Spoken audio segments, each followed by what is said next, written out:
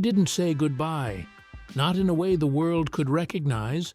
One day, the voice was everywhere, pouring out of car radios, stadium speakers, late-night jukeboxes that still smelled like beer and old perfume. And then, the voice was gone. No grand farewell, no final bow. Just silence, like someone had turned the dial all the way down and left it there. And what made it stranger wasn't the disappearance. It was how clean it was, how complete.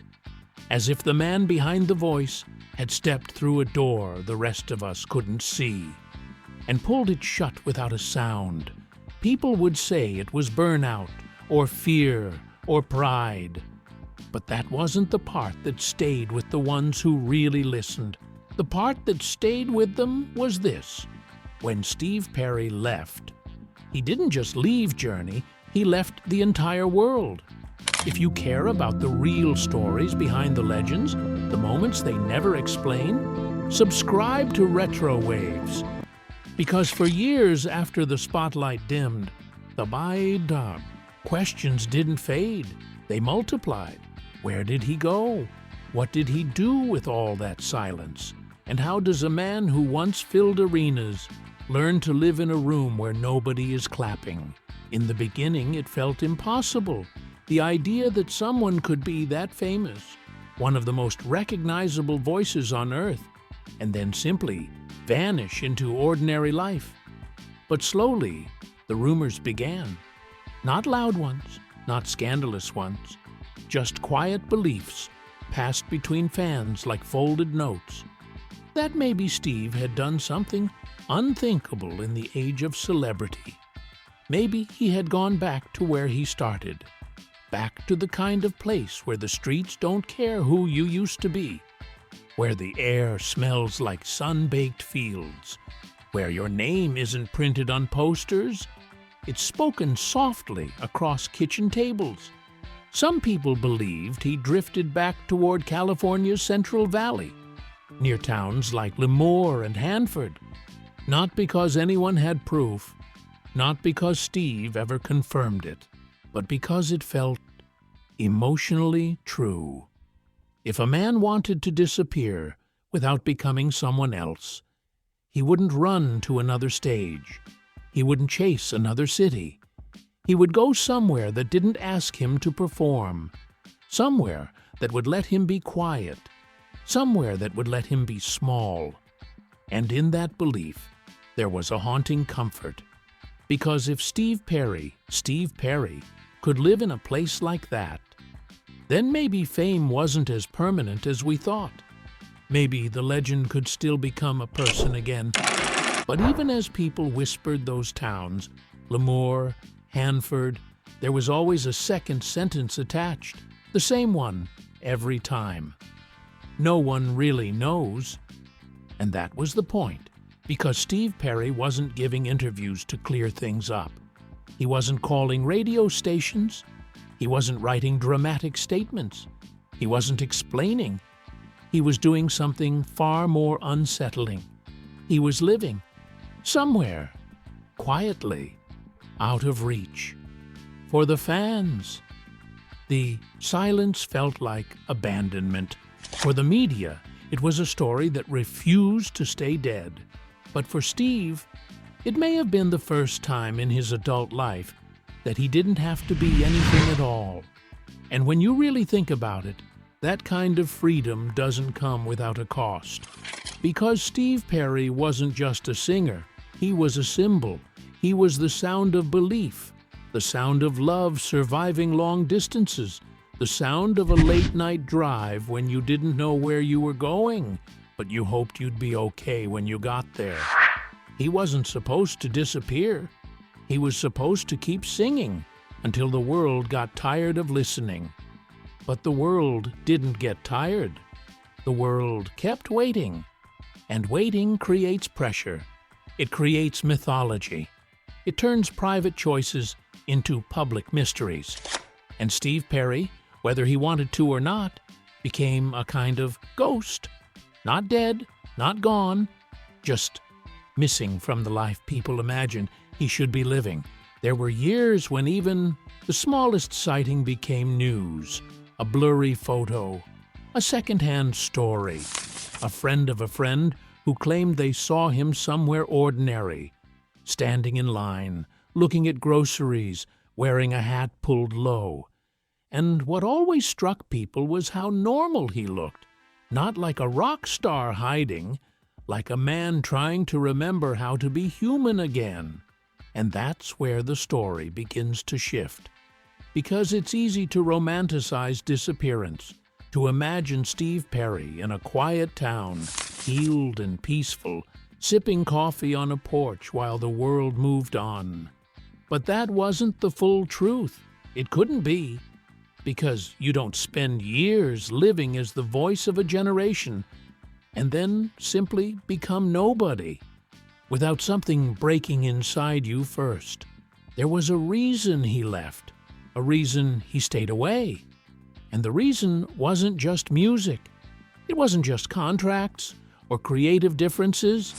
That's the surface-level story, the one people repeat because it's clean and simple, but what followed was never explained publicly in a way that felt complete.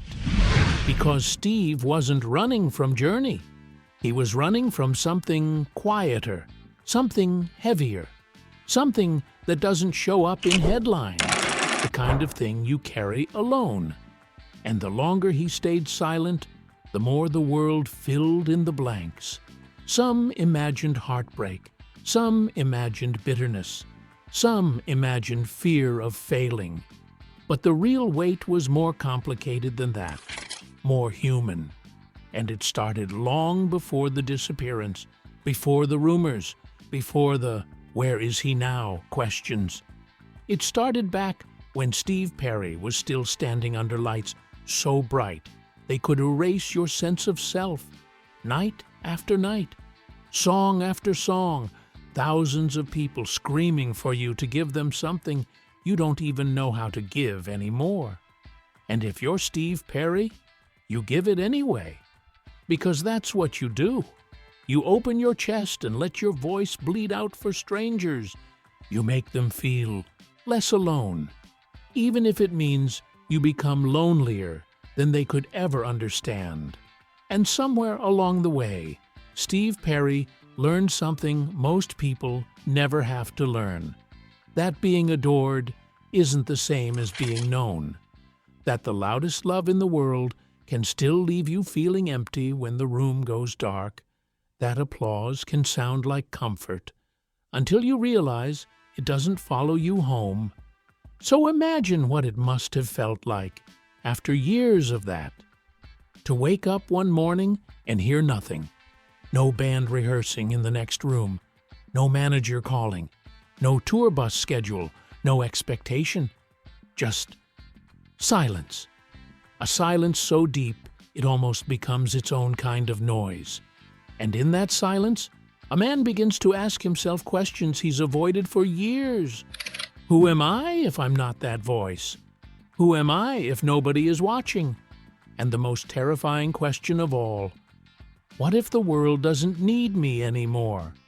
That fear alone could make someone disappear. Not out of drama, out of survival.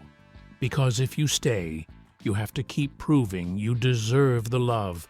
But if you leave, you get to breathe. Even if it hurts. Even if it feels like you're cutting off a part of yourself. And the Central Valley rumor, the idea that Steve might have returned to places like Lemoore or Hanford, fits that kind of emotional logic. It's not about geography. It's about identity.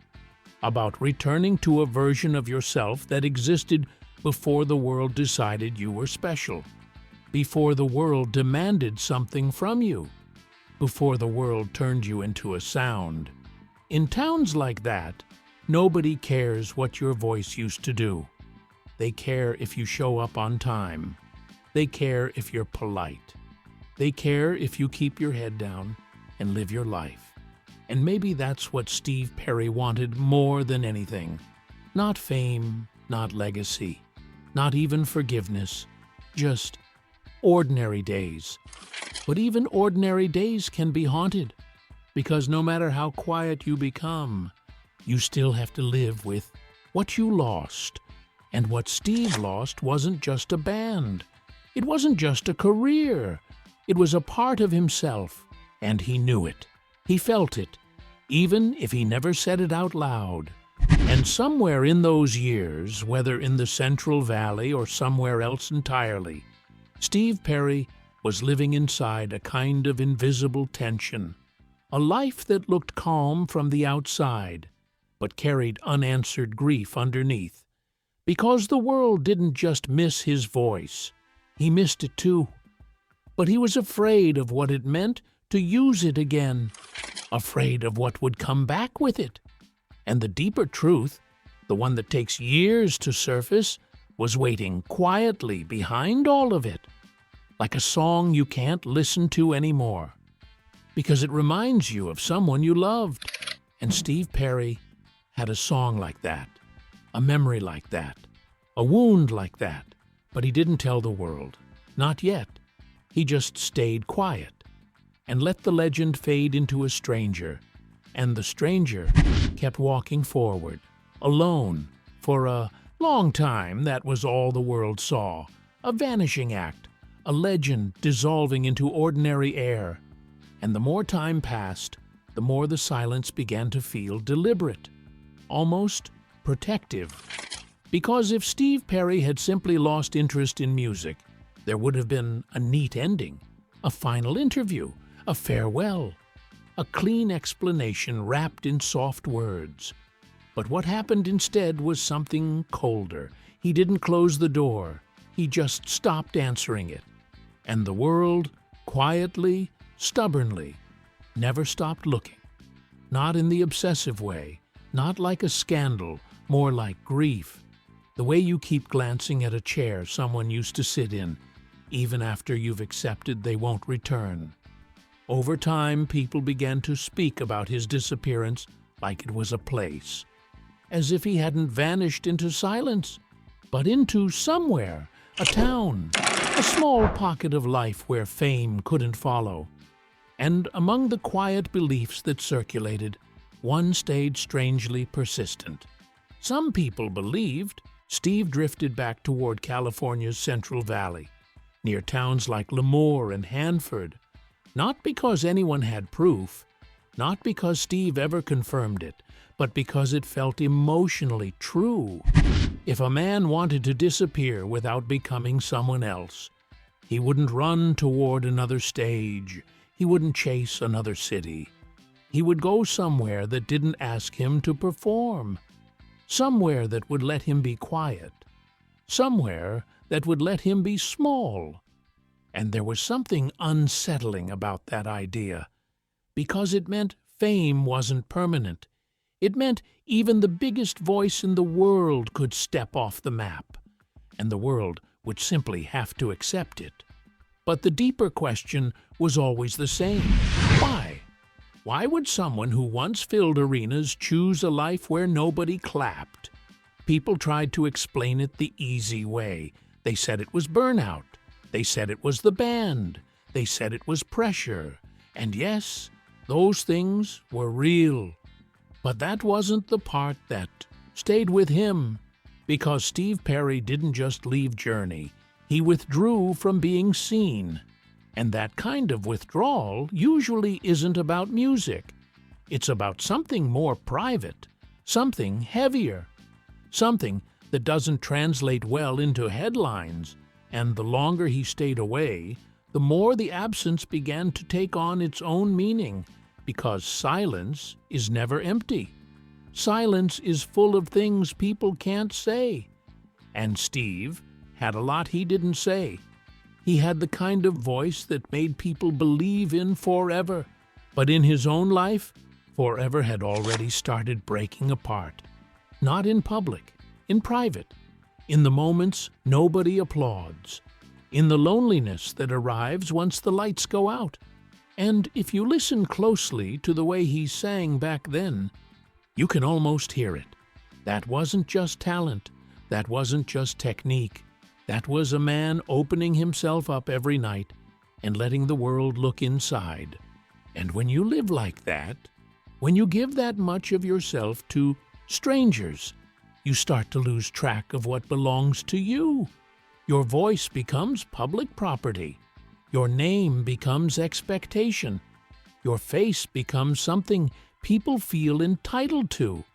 And one day, you wake up and realize you don't know where the performance ends and where you begin. That kind of realization doesn't always come with anger. Sometimes it comes with fear. Because if you stop performing, people don't just miss the music, they miss the version of you they invented. So Steve stayed away, and the myths grew in the space he left behind. But underneath every rumor was the same quiet truth. Somewhere, he was living a smaller life, and the smaller the life became, the more it started to look like protection, not from fans, not from fame, but from something inside him he didn't want the world touching, because behind this disappearance there was love, and there was loss, and for years he kept that part of the story locked away, not because he didn't feel it, but because it was too personal to share, too sacred, too painful. And then, long after people stopped expecting it, something shifted, a crack in the silence, a sign that the door might not be locked forever. And the reason that moment mattered was because it forced him to face the question he'd avoided for decades. Was he hiding, or was he grieving?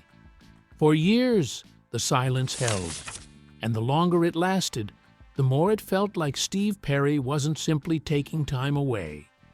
He was building a wall, not out of bitterness, not out of ego, but out of self-preservation, because there are some kinds of pain that don't heal under bright lights.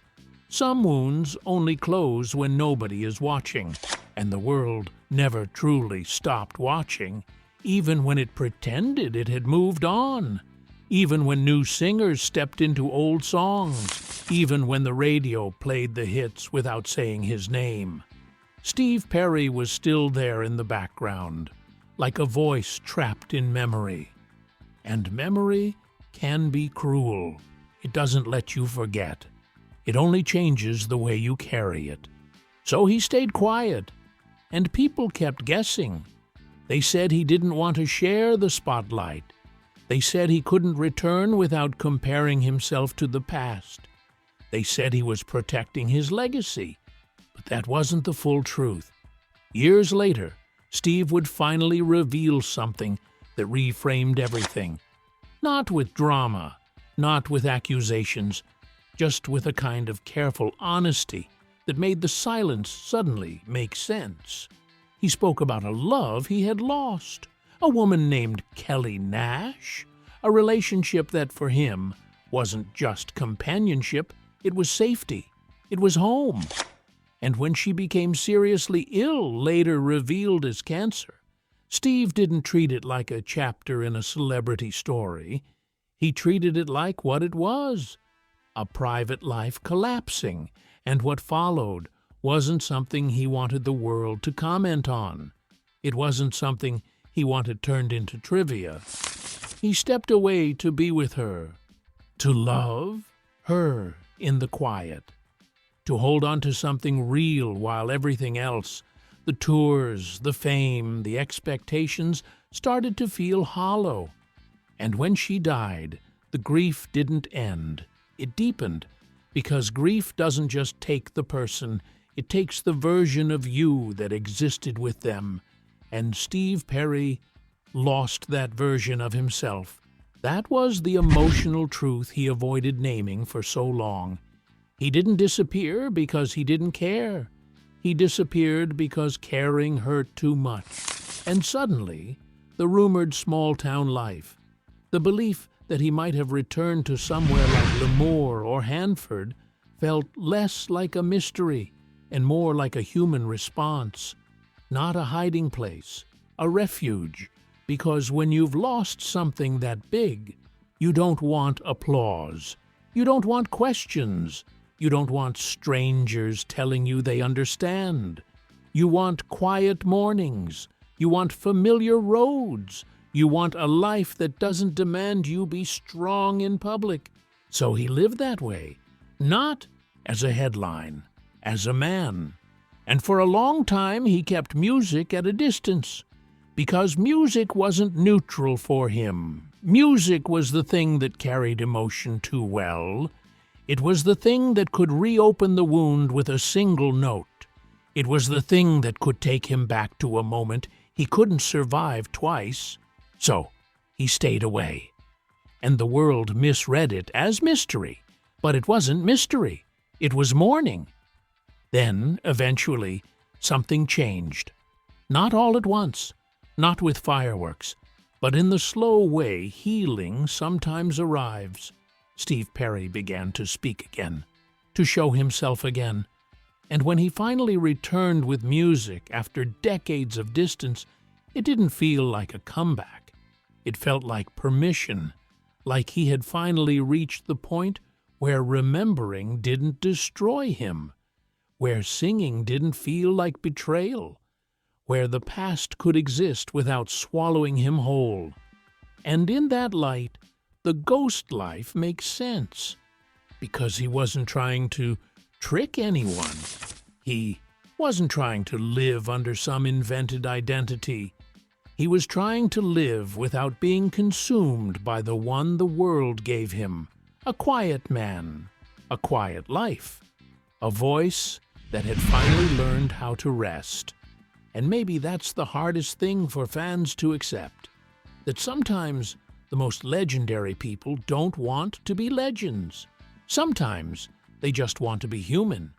So, if there really was a town that held him in those years, if there really were streets where he walked unnoticed, it wasn't because the town hid him.